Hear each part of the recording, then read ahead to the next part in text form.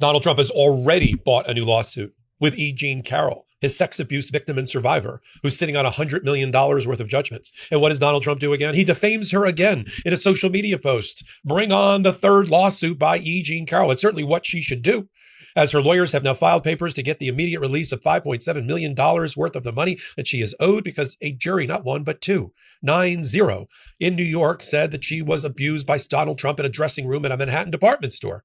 Defamed not once, but millions of times by Donald Trump, and that a huge check needed to be written by the jury to stop Donald Trump from defaming her again. And yet he did it again in the last 48 hours. We cover it on the Legal AF podcast, and here's a clip. Now let's turn to something that's you and I have been following since day one, which is E. Jean Carroll. 1996, she proved to a jury that in 1996 she was sexually abused in a dressing room at a department store you and I know well on Fifth Avenue, catty corner from Trump Tower, the women's department of Bergdorf Goodman. Started out as playful banter because she knew Donald Trump, ended up him using his full body weight to push her through a door in a dressing room and sexually abuse her. That's what a 9-person jury said. And then he defamed her. He's still defaming her. We'll get to that in a minute. But that's what happened. She brings the lawsuit. She brings witnesses with her. Judge Kaplan presides in federal court, Southern District of New York. And after a several-week trial, Donald Trump did not testify in the first time about him defaming her after he was president and denying that he even knew her. And the jury awarded her $5 million, now running with interest. I think it's $5.7 million. Then there's a second trial, right? About, because it got tied up in appeals, about him defaming her when he was president of the United States.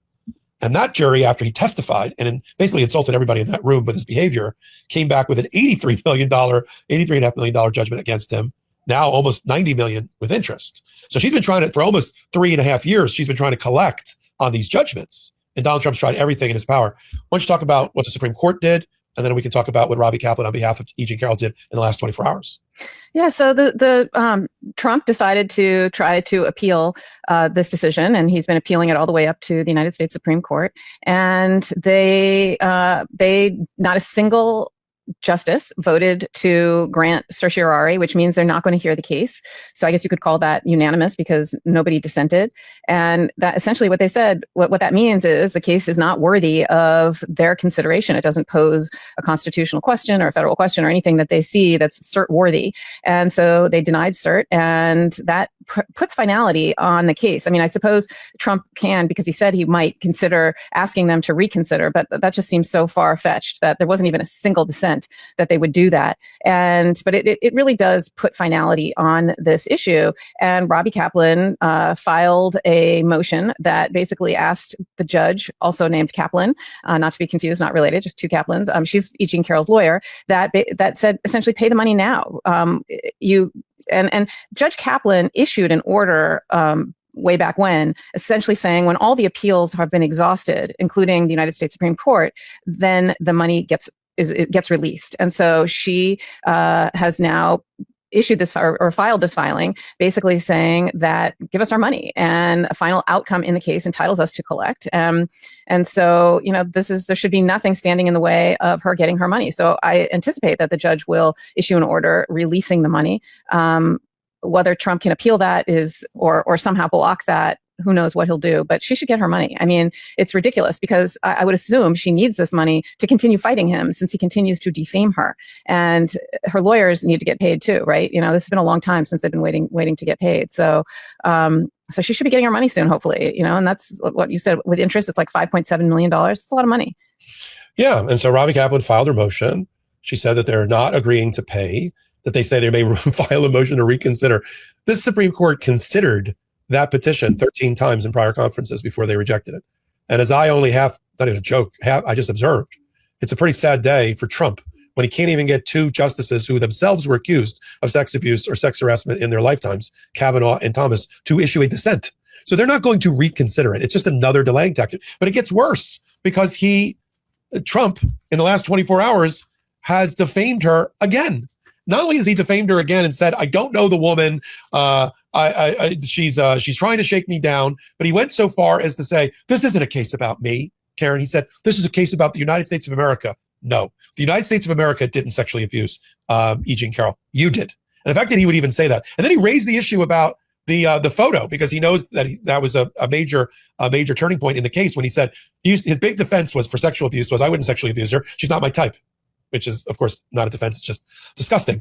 And then when Robbie Kaplan, during the deposition and then a trial, pulled out a photo, and I interviewed her. The sole purpose for bringing out the photo was for her to show that they had met in the past, that he didn't know her, that there was this photo, now infamous, of Trump along with his wife at the time, Ivana, meeting and laughing with E. Jean Carroll and her then husband, John Johnson. You remember John Johnson, Karen, from WABC, who was her husband. And they're laughing, ha, ha, ha. And when she brought that photo into the deposition without telling Trump that it was coming, to catch him off guard and say, well, let me show you a photo. And he looked at it, and we have the clip. We played the clip before. And he says, all right, well, I haven't seen this in a while. Let me take a look at this. All right. So that's me, Marla. Now, he has said that E. Jean Carroll is not his type.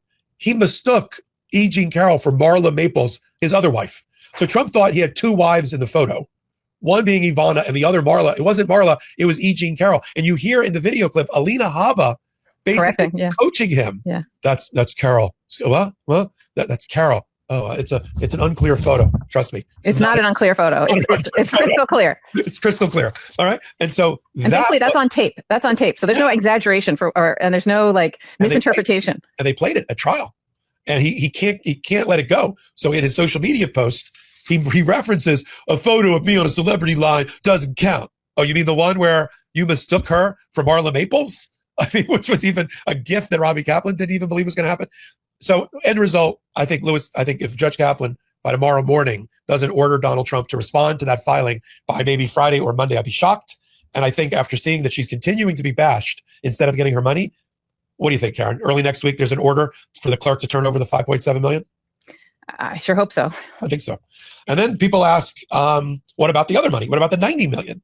So again, he's through in another petition, which hasn't been ruled upon, to get the Supreme Court. That one has an immunity angle, kind of a double immunity angle. You know, he wants to argue that he's got federal employee immunity. The Westfall Act. The Westfall immunity, so that the government should come out of the case. And it should be the United States of America as the defendant, as if we sexually abused her. And therefore, there'd be sovereign immunity and she wouldn't be able to collect. Failing that, they're also arguing that the Second Circuit was wrong to rule that Alina Habba waived the argument of presidential immunity, arguing that it's almost not waivable. But presidential immunity is for criminal acts, not for civil acts. And so I'm not sure, Karen, what do you think, Karen? You think there's 5 votes? Like, you think Amy Coney Barrett is going to give Donald Trump criminal immunity or immunity from sexually abusing E. Jean Carroll?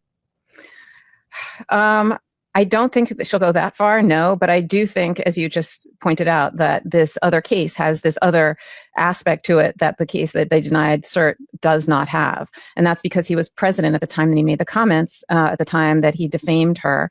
And so typically, if you are a federal employee and you are acting within the scope of your employment, you can't be sued for that, for things like defamation. And that's what the Westfall Act is, and Westfall immunity. And he's going to argue this was within the scope of my presidential duties to defame E. Jean Carroll and deny that I'm a rapist. So who knows, with the Supreme Court, it shouldn't even be an issue. This shouldn't rise to the level of Supreme Court worthy. This should not, in my opinion, even come close to the line.